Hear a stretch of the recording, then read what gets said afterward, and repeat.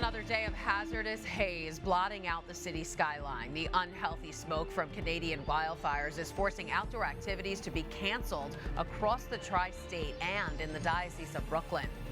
Hi, I'm Christine Persichetti. The air quality is at unhealthy levels, disrupting daily life for millions. Officials warning everyone to stay indoors. It's not safe to be out in the acrid haze. The Diocese of Brooklyn is keeping kids safe, recommending that all classes be held remotely on Friday. Each school will determine if it will go remote. This after all outdoor activities, including field trips, had already been canceled. Currents News' Jessica Easthope has more from Bay Ridge Catholic Academy. Fans are going on full blast at Bay Ridge Catholic Thursday, pushing out any smoke that could have seeped in.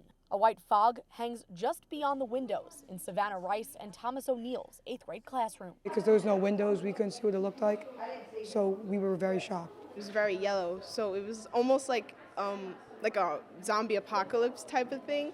A zombie apocalypse was all in Savannah's imagination, but the smoke she was seeing wasn't.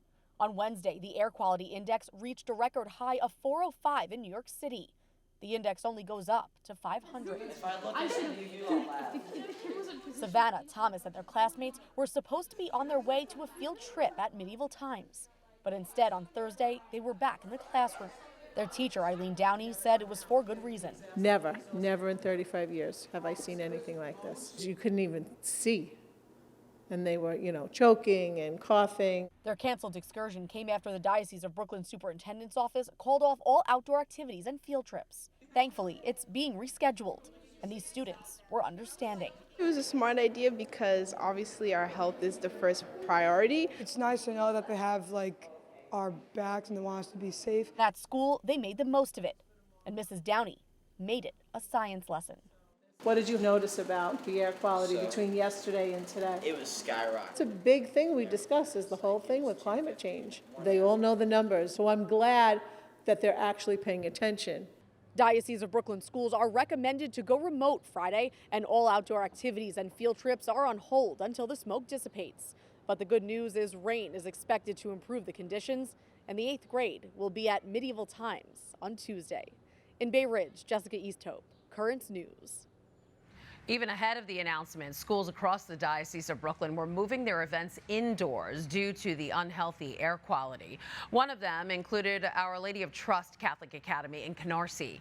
Their school-wide walkathon was supposed to have students walking around the grounds and the block of the academy, but yesterday's walk was instead moved into the gym. The event was to raise money for new computers that will support the New York State tests.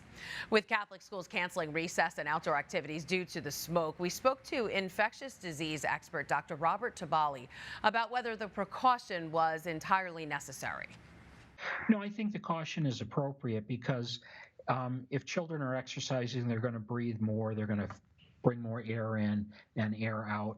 And there's a lot of particulate matter in the air with this smoke. That's what it is. It's suspended particulate matter, and that particulate matter will end up in their lungs, and it could provoke them to have unrecognized lung issues in the near future. It might trigger asthma in people that didn't know that they were predisposed to asthma, or it may cause other problems. So it's judicious, it's wise to cancel these activities where kids are going to run and jump and exercise and breathe in a lot more than they otherwise would.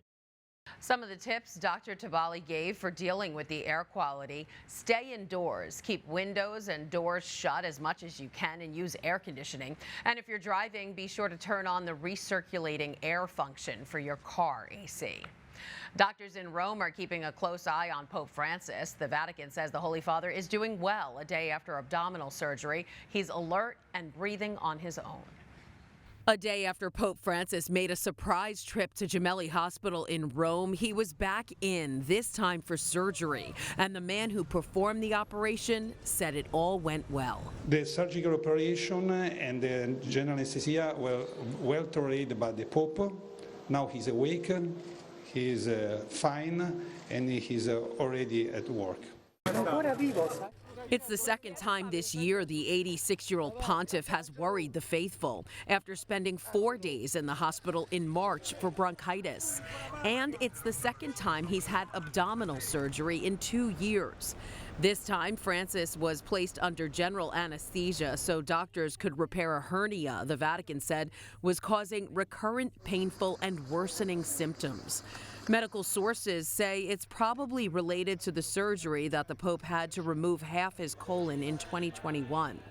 The Pope has been dealing with health issues for years. He often uses a cane or a wheelchair due to pain in his right knee. He also suffers from chronic sciatica, which has caused him to cancel engagements.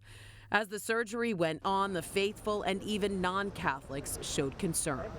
Well, I'm not Catholic, but he's an important person and he does a lot of good, and I hope he does well and he recovers quickly. But the recovery period could be long. The Vatican has preventatively canceled the Pope's audiences and events until June 18th. Afterwards, he'll need to be fully recovered because he has big summer plans. The Holy Father's heading to Portugal in August for World Youth Day, where he'll spend a grueling 4 days meeting with young Catholics from all over the world and visiting the Shrine of Fatima. Then he's off to Mongolia at the end of August.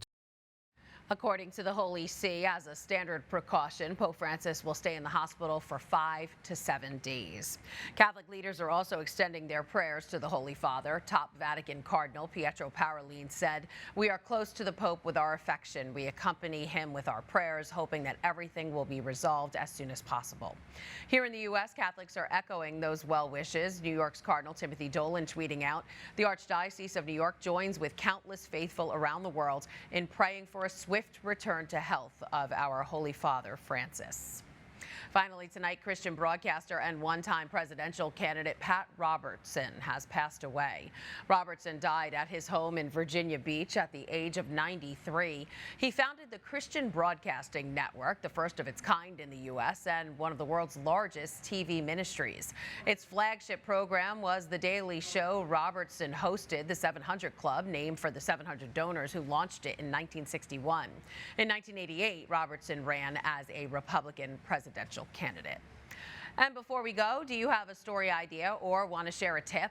Email us at newstips@desalesmedia.org or call our 24-hour number, 718-517-3122. And that is this Currents News Update. I'm Christine Persichetti. Thank you for joining us because we are putting your faith in the news. Hope to see you again next time.